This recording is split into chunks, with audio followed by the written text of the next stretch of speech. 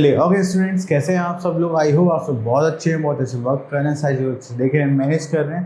तो चलिए आज हमारे पास एक न्यू टॉपिक है, दैट इज अलजेब्रिक एक्सप्रेशंस। तो जब भी हम अलजेब्रिक एक्सप्रेशंस की बात करते हैं तो यहाँ पर हमारे पास दो टाइप के नंबर्स एक साथ आते हैं। जस्ट लाइक अगर हम यहाँ पे देखें तो हमारे पास एक होते हैं कॉन्स्टेंट्स और एक होते हैं हमारे पास variables.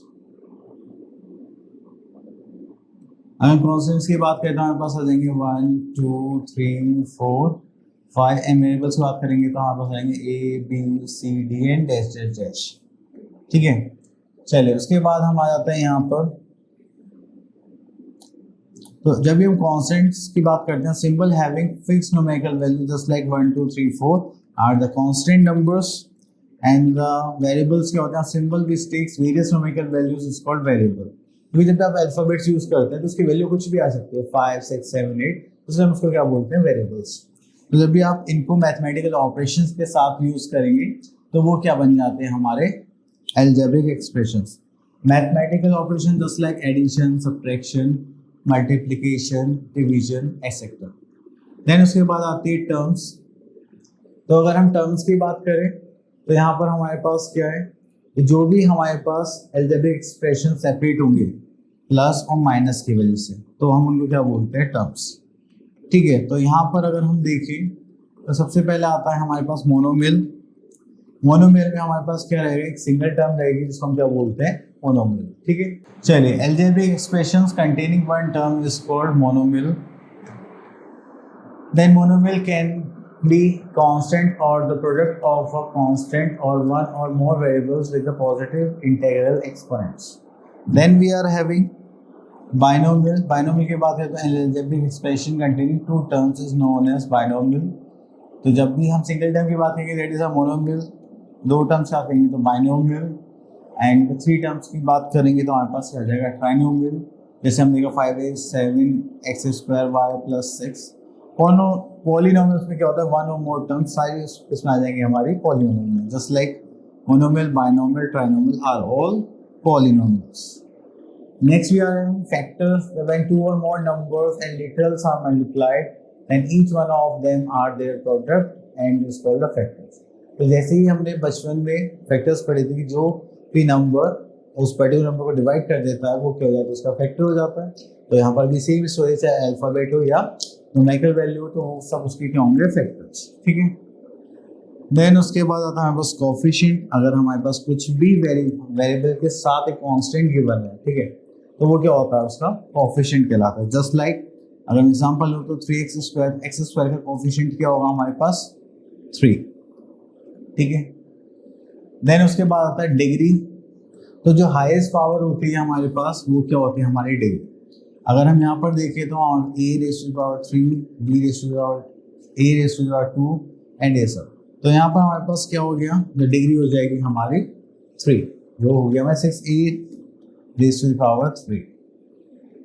Next is degree of the terms of N algebraic expression with two variables. तो यहाँ पर डिग्री ऑफ टर्म्स देख रहे हैं of N algebraic expression with two variables. तो यहाँ पर अलग अलग देखेंगे हम लोग, तो उसकी जो भी मैक्सिमम पावर होगी उसको हम कंसिडर कर लेंगे।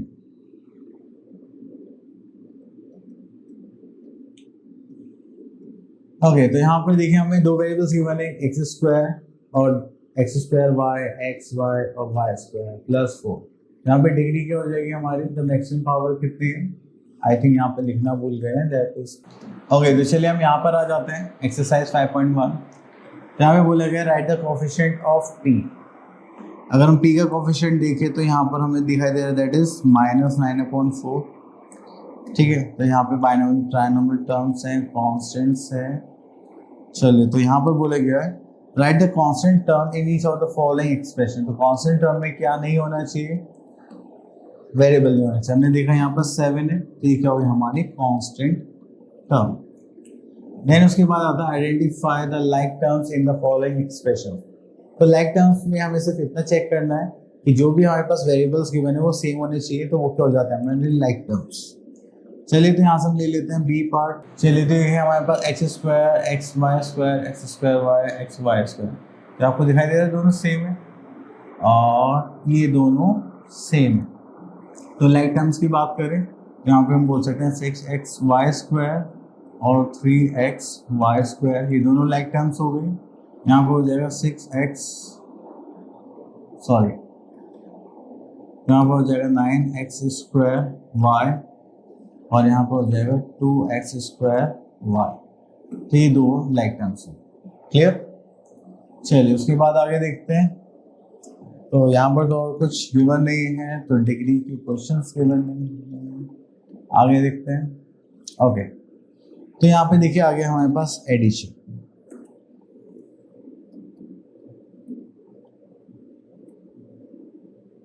ओके, तो यहाँ पर एडिशन सब्ट्रैक्शन है। तो देखिए जैसे कि हम यहाँ पे इसी से ध्यान रखेंगे, जो भी यहाँ पर सेम वेरिएबल होगा हम उसी को क्या करेंगे, ऐड और सब्ट्रैक्ट करेंगे।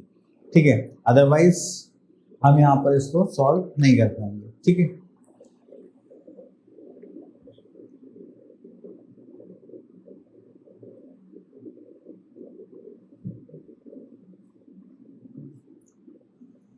ओके, तो एडिशन की बात करते हैं। तो यहाँ पर हमारे पास आ जाएगा 15x, 7x, 9x। तो चलिए सेम वेरिएबल्स देखेंगे हम यहाँ पर। चलिए, तो हमारे पास यहाँ पर एक्सरसाइज आ गई है, दैट इज 5.2। तो यहाँ पर क्वेश्चन नंबर 1 है, ऐड द फॉलोइंग।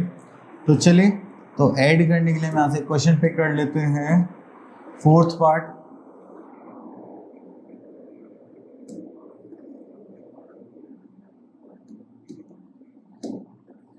चलिए, तो यहाँ पर हमने देखा कि हमारे पास जो वेरिएबल्स हैं A B A B A B A B same है, तो सारे क्या हो गए, लाइक वेरिएबल्स। तो यहाँ पर हम ऐड करेंगे 16 A B plus 7 A B minus 9 A B then minus 4 A B. Clear? चलिए, तो उसके बाद यहाँ पर हम अगर सॉल्व करेंगे तो हमारे पास आ जाएगा दैट इज 16 प्लस 7, और यहाँ पर इसको भी ऐड करते हैं। 16 प्लस 7 करेंगे तो that is 23 A B, minus minus का तो प्लस, तो यहाँ पर 9 plus 4 that is 13 A B. तो इसको करेंगे तो हमारे पास आ जाएगा प्लस 10 ए बी। क्लियर? यहाँ पर हम कर देंगे answer. Next we are having simplify the following. तो यहाँ पर भी सेम है। तो चलिए इसकी जगह हम यहाँ पर ये वाला क्वेश्चन पिक कर लेते हैं, ये ज्यादा हेल्पफुल होगा। तो यहाँ से इसको ले लेते हैं हम, दिस वन।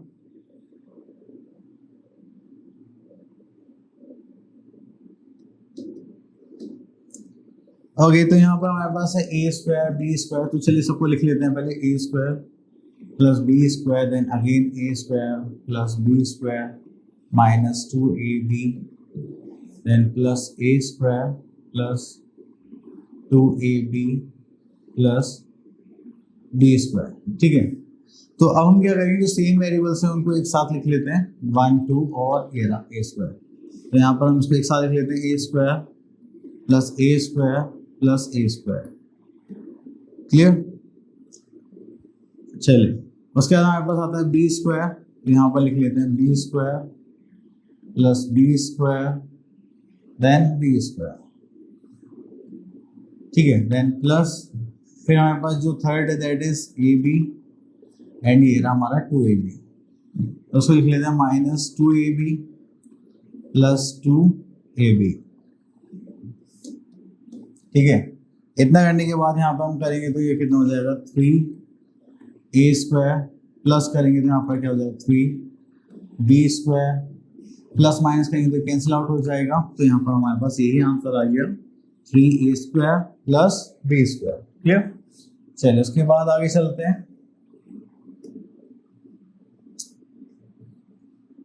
ओके, तो यहाँ से आ जाता है क्वेश्चन नंबर 7 पर।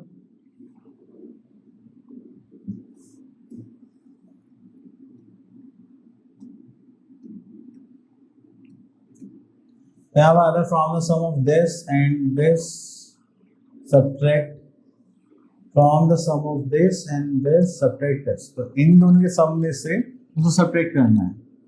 तो चलिए सम में से माइनस करना है, पहले सम निकाल लेते हैं, that is 9x square minus 12x plus 4 plus, तो सम ही तो करना है। तो चलिए डायरेक्ट प्लस माइनस करेंगे तो minus 4x square plus 5x plus 8। तो हो गया 9x square minus that is 5x square करेंगे। ओके, तो चलिए हाँ, तो यहाँ पर देखिए 9x स्क्वायर माइनस 4x² तो कितना हो जाएगा 5x²। चलिए पहले एक साथ ही लिख लेते हैं यहाँ पर, ये हो जाएगा 9x² माइनस 4x² प्लस करेंगे तो माइनस 12x प्लस 5x हो जाएगा प्लस 4 प्लस 8। ठीक है, इसको करेंगे तो हो जाएगा 9 माइनस 4 दैट इज 5x²। इसको करेंगे तो माइनस प्लस माइनस क्या करेंगे, माइनस से हो जाएगा 7x प्लस 12। ठीक है, कोई problem? I don't think so. Okay, तो इसके बाद हमें यहाँ पर गिवन है find the value of an expression. तो चलिए आगे देखते हैं और क्या गिवन है हमें। ओके, तो यहाँ पर हमें वैल्यूज निकालनी है। Okay nice. तो देखिए यहाँ पर हमें जो भी अलजेब्रिक एक्सप्रेशन गिवन है, हमें यहाँ पर वैल्यूज पुट करनी है, उनकी वैल्यूज सॉल्व करनी है। तो यहाँ से हम एक क्वेश्चन पिक कर लेते हैं पहले। ओके, तो 6 पार्ट ले लेते हैं। यहाँ पर करेंगे तो हमारे पास हो जाएगा 7x⁻3, सॉरी क्या पुट करना था हमें, x = 5। चलिए तो सबसे पहले इसको हटा देते हैं, यहाँ पे लिखते हैं पुट x = 5। तो इसको करेंगे तो 7x⁻3 तो यहाँ पर x = 5 पुट कर देंगे, then plus 4, then again 5 put कर देंगे, देन प्लस 8 यहाँ पर 5 पुट कर देंगे। इसको सॉल्व करेंगे 1 मिनट। ठीक है, तो सॉल्व करेंगे तो हो जाएगा 7 × 125 प्लस 25 4 100, सॉरी डाइट नहीं करते, तो सो करेंगे तो हो जाएगा 25 प्लस इसको तो मल्टीप्लाई कर सकते हैं, हो जाएगा हमारा 40। आप इसको सॉल्व करेंगे तो 7 5 35, दिस इज 3, 7 2 14, 15 16 17, कैरी का 1, 7 1 8 प्लस ऐड करेंगे दैट इज 100 प्लस 40। अब इन तीन नंबर्स को ऐड करेंगे तो हमारे पास यहाँ पर आ जाएगा 975 प्लस 40, ऐड करेंगे तो 5, कैरी का 1, this is 10, that is your answer. Clear? चलिए इसके बाद देखते हैं सेकंड क्वेश्चन। चलिए तो यहाँ पर आ जाते हैं अपने वापस एक्सरसाइज 5.3 के क्वेश्चन नंबर, आई थिंक हमने पास कर लिया था, देन सेकंड करते हैं। ठीक है,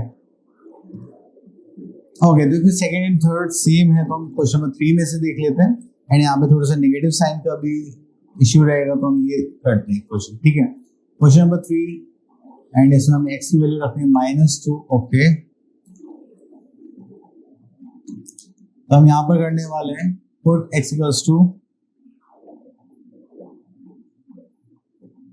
दिस इज -2, तो यहाँ पर करेंगे तो हमारे पास आ जाएगा that is 6 -2 plus 2 -2 plus 4 -2 plus 8। ठीक है, चलिए इसको करेंगे तो हो जाएगा 6 ब्रैकेट 8 प्लस, देखिए अगर माइनस साइन में पावर ऑड है तो हम साइन लगाएंगे माइनस, अगर माइनस साइन में पावर इवन है तो हम क्या करेंगे प्लस। ठीक है, देन इसको करेंगे तो प्लस माइनस -8 आ जाएगा, देन प्लस 8। अब यहाँ पे इसको सॉल्व करने वाले हैं तो 6 8 48 and plus minus will become minus, 4 2 8 plus 8 minus plus -8 plus 8। देखिए इससे तो कैंसिल आउट हो गया, तो प्लस माइनस क्या होगा माइनस, 48 - 8 दैट इज 40, साइन आ जाएगा हमारे पास माइनस। क्लियर? तो इस टाइप से आपको इसको सॉल्व करना है। चलिए उसके बाद यहाँ पर तो कुछ नहीं है। ओके, यहाँ पर भी ओके, तो यहाँ पर नहीं कर सकते, फिफ्थ है ना, नहीं हो पाएगा। चलिए क्वेश्चन नंबर 6 पर आते हैं। Simplify the expression and find the value if x is equal to 5। यहाँ पे सिंप्लीफाई करके इसको सॉल्व करना है। तो चलिए यहाँ से देख लेता हूँ दिस पार्ट, नहीं इसको नहीं है, पॉजिटिव साइन है, इसको करते हैं 8th पार्ट। ठीक है, तो यहाँ पे वैल्यू रखनी है हमने x इक्वल टू 5 पुट करने वाले हैं, पुट x इक्वल टू 5, तो यहाँ पर आ जाएगा 34 माइनस 5 ब्रैकेट में 5 माइनस 1 माइनस 4। इसको करेंगे तो हो जाएगा हमारे पास 34 माइनस 5 प्लस माइनस माइनस यहाँ पे हो गया 4 माइनस 4। देन हम इसको सॉल्व करेंगे तो हो जाएगा 34 5 4 is 20 plus minus minus then minus 4। ठीक है, तो माइनस माइनस क्या हो जाता है हमारे पास, अगर आप लोगों को ध्यान हो तो that is plus 20 plus 4 24 sign किसका आ जाएगा, बिगर नंबर होगा दैट इज 20। तो हमने यहाँ पे माइनस लिख दिया, अब माइनस करेंगे तो यहाँ पर क्या आ जाएगा हमारे पास 10 और साइन किसका आ जाएगा प्लस, ये plus minus minus and sign is of bigger number. ठीक है, तो ये हो गया हमारा आंसर। चलिए इसके बाद आगे देखते हैं यहाँ पे simplify the expressions and find there values if expression this. हाँ ये अच्छा क्वेश्चन है, बट यहाँ पर भी आपको सेम ही एक ही वेरिएबल है। हाँ तो एक ही जगह पर यहाँ पर हम इस क्वेश्चन को देख लेते हैं बी पार्ट को। तो इसमें 2 बार वेरिएबल गिवन है और यहाँ पर बी की वैल्यू है -2। ओके, तो हमारे पास आ गया यहाँ पर 3b plus 2 plus 5b minus 7। I think -2 value थी हमारी। ओके, हम यहाँ पे करने वाले हैं।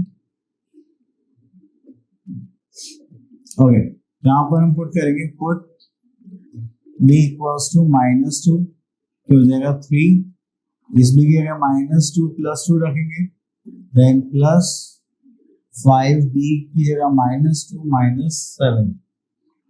ठीक है, इसको करेंगे तो हो जाएगा plus minus -2 into 0, this is 3, plus करेंगे तो 3 5 2 से कितना हो जाएगा 10 प्लस माइनस माइनस माइनस 7।